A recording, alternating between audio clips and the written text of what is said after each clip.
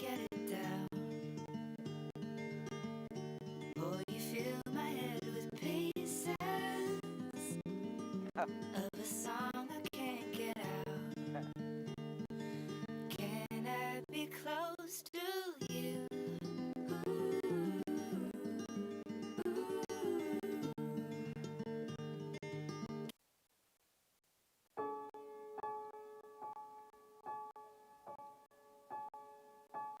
What I want you got might be hard to handle. Like a flame burns a candle.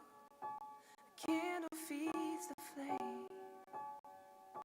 And what I got, full stock, thoughts and dreams, they scatter. You put them all together, and I can't explain. Well, you make my dreams come true.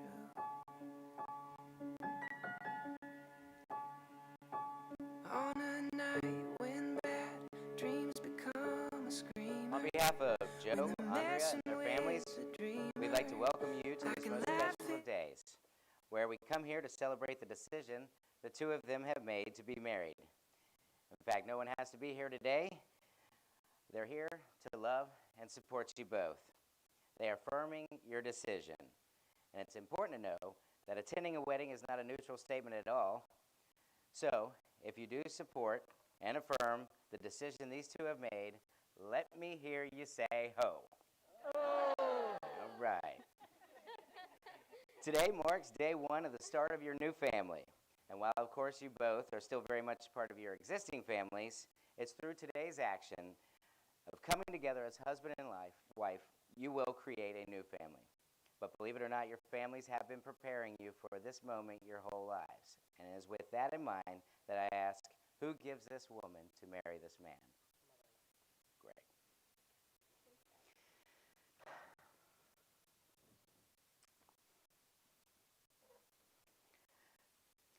Joe and Andrea, I want you both to know how much I've enjoyed watching your relationship blossom and develop over the past few years. So let me tell you what my wish for you is. My wish is that when you look upon this moment 30 years from now, to this day, you say to each other, what a special moment we've been given. Now there's a difference in what got you here to this day to what will get you to that moment in the future. And you see things like attraction, affection, and romance and feelings, they got you here. They got you to where you're standing right now. They got you to dating and courtship, movies, vacations, and Saturday afternoons on the couch together. But what it is that's going to get you to that moment 30 years from now is the covenant of marriage, which is a promise you will soon make to each other. And in thinking of how one fulfills a commitment like that, I'd like to reflect on a verse from Philippians. And while it's not traditionally a reading given at weddings, I think the principles of it are something that we can all agree upon, no matter what your beliefs are.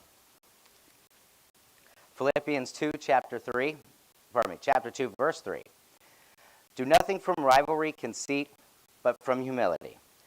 Count on others more significant than yourselves. Let each of you look not only to your own interest, but to the interest of others. Adopt the same attitude as that of Jesus Christ. And it goes on to say that Jesus Christ is the example of one who humbled himself and considered others better than him. Marriage calls upon us to put your spouse before you, unselfishly. You see, I believe that marriage is probably the most countercultural thing you can do these days. In a world where we're constantly being told to trust no one, you do you, look out for number one, marriage kind of flips that on its head, right? Marriage asks you to put someone else's needs above yours. And when one begins to prioritize another before their own life, it will create a true and sustainable love that is everlasting.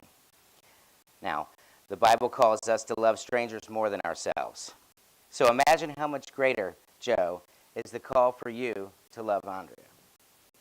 If you're asked to love strangers, how much more is it the call for you to love Andrea? And Andrea, Jesus doubles down on this. He says he wants you to love your enemies more than yourself, right? The enemies. So imagine how much greater is the call for you to love Joe. Now, marriage isn't easy, and it's not meant to be. I mean, we're not saints, right? There's going to be days when we don't feel like loving each other. And I know that's odd. How could you not ever want to love Andrea, right? So,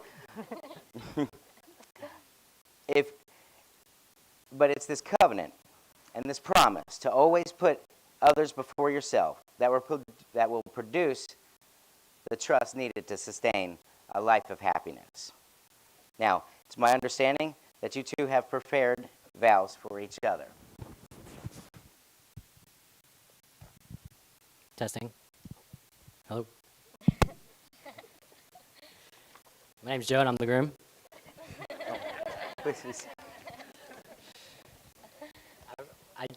I've been practicing these for 2 days, but I'm still going to read them. So, today, Andrea, I vow to dance while we get ready in the mornings, to let you fix my hair, to give you my nook to fall asleep in, to go on runs and adventures, to catch you if you stumble. I know. And to love you forever and always, for who you are. I gotta follow that. No, I have to keep it together. No, I wrote mine. You have a pocket?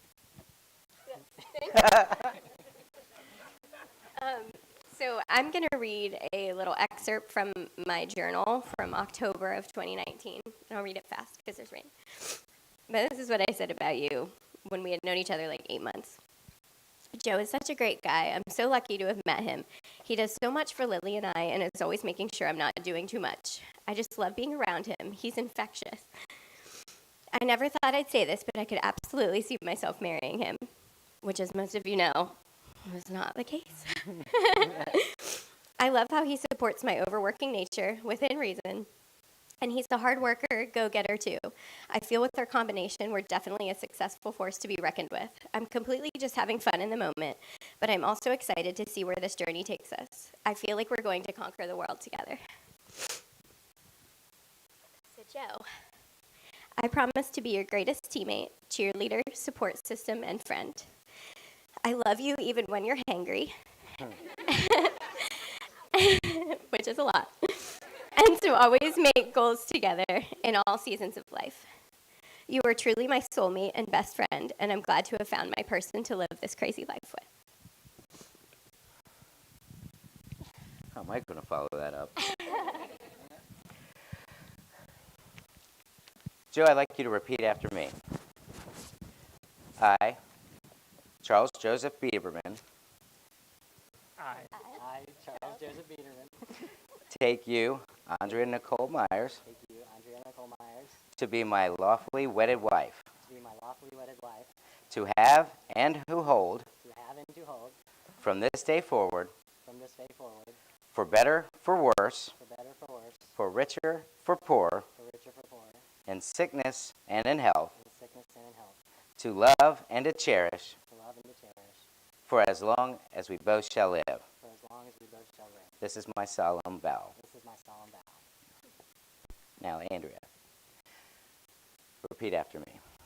I, Andrea Nicole Myers, I, Andrea Nicole Myers, take you, Charles Joseph Biederman, take you, Charles Joseph Bierman, to be my husband, to be my husband, to have and to hold, to have and to hold, from this day forward, from this day forward, for better, for worse, for better, for worse, for richer, for poorer, for richer or for poorer, in sickness and in health, in sickness and in health, to love and to cherish, to love and to cherish, for as long as we both shall live. as long as we both shall live. This is my solemn vow. This is my solemn vow. You will now exchange rings as a symbol of this lifelong commitment and abiding love which you and your, as husband and wife have promised to each other.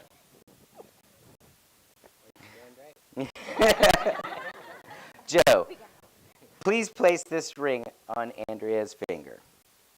Oh, wait. The other one. Oh, yeah. We got this.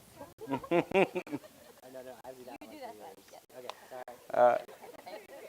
I got this. That's the one. In the Right. basket. All right. Wait, but I'm doing. Hold on. Joe's going first. Okay. We got this. Yeah. Joe, place this ring on Andrea's finger and repeat after me. I give you this ring as a sign of my love and faithfulness. I give you this ring as a sign of my love and faithfulness. And Andrea, you may place the ring on Joe's finger.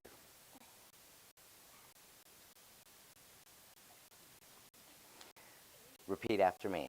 I give you this ring I give you this ring as a sign of my love and faithfulness. as a sign of my love and faithfulness. By the power vested in me and in the laws of this state, I pronounce you both husband and wife. You may now kiss the bride.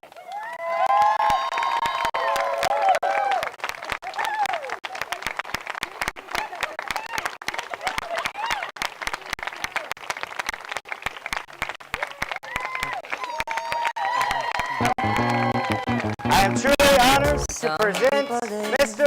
and Mrs. Bieberman. Some people live just for the fame. Some people live for the pack. Some people live just to play the game. Some people think You're good. that the physical things define